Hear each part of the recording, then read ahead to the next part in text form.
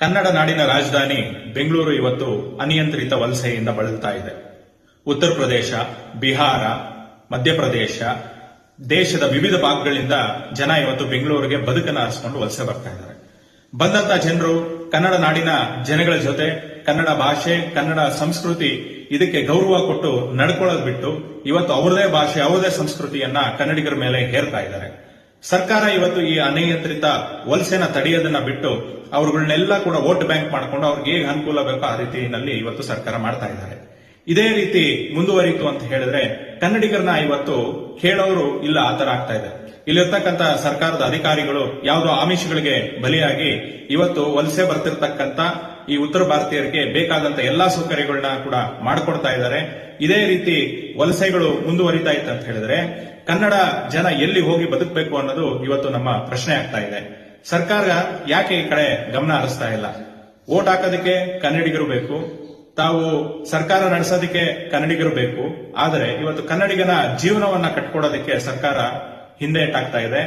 ಈ ಅನಿಯಂತ್ರಿತ ವಲಸೆನ ತಡೆಗಟ್ಟಿಲ್ಲ ಅಂತ ಹೇಳಿದ್ರೆ ಈಗಾಗಲೇ ಕನ್ನಡಿಗರ ಉದ್ಯೋಗಗಳು ಹೋಗ್ತಾ ಇದೆ. ಕನ್ನಡಿಗರ ಭೂಮಿಯನ್ನ ಕಬಳಿಸಿಕೊಂಡು ಇವತ್ತು ಅತಿಕ್ರಮಣ ಮಾಡಿಕೊಂಡು ಬೆಂಗಳೂರಲ್ಲಿ ಮನೆಗಳನ್ನ ಕಟ್ಕೊಂಡು ವಲಸಿಗರು ಜೀವನ ಮಾಡ್ತಿದ್ದಾರೆ.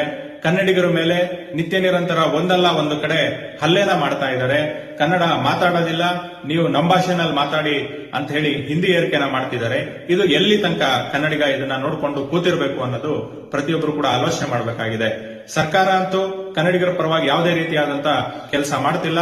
ಕನ್ನಡಿಗನಿಗೆ ಬೇಕಾದಂತ ರಕ್ಷಣೆಯನ್ನ ಕೊಡೋದ್ರಲ್ಲಿ ಸರ್ಕಾರ ಇವತ್ತು ವಿಫಲ ಆಗಿದೆ.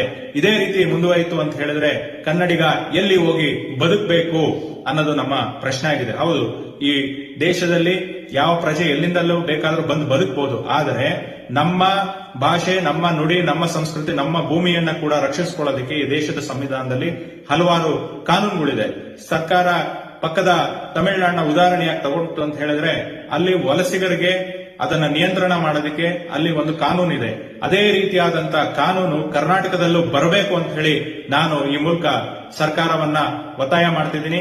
ಅದೇ ರೀತಿ ವಲಸಿಗರು ಜೀವನ ಮಾಡ್ಕೊಳ್ಳೋದಕ್ಕೆ ತಾವೇನ್ ಬಂದಿದ್ದೀರಾ, ನೀವು ಕನ್ನಡವನ್ನ ಕಲಿತು ಕನ್ನಡಿಗರ ಜೊತೆ ಸೌಹಾರ್ದಯುತವಾಗಿ ಬಾಳ್ಬೇಕೇ ವಿನಃ ಇಲ್ಲಿ ನಿಮ್ಮದೇ ಆದಂತ ಭಾಷೆ, ನಿಮ್ಮದೇ ಆದಂತ ಸಂಸ್ಕೃತಿ, ನಿಮ್ಮದೇ ಆದಂತ ಸಮೂಹವನ್ನ ಕಟ್ಟಿಕೊಂಡು ಕನ್ನಡಿಗರ ಮೇಲೆ ದೌರ್ಜನ್ಯ ಮಾಡಿದ್ರೆ ಯಾವುದೇ ಕನ್ನಡ ಹೋರಾಟಗಾರರು ಸುಮ್ಮನಿರೋದಿಲ್ಲ ಅಂತ ಹೇಳಿ ತಮ್ಮ ವಾಹಿನಿ ಮೂಲಕ ಎಚ್ಚರಿಕೆ ಕೊಡ್ತಾ ಇದ್ದೀನಿ.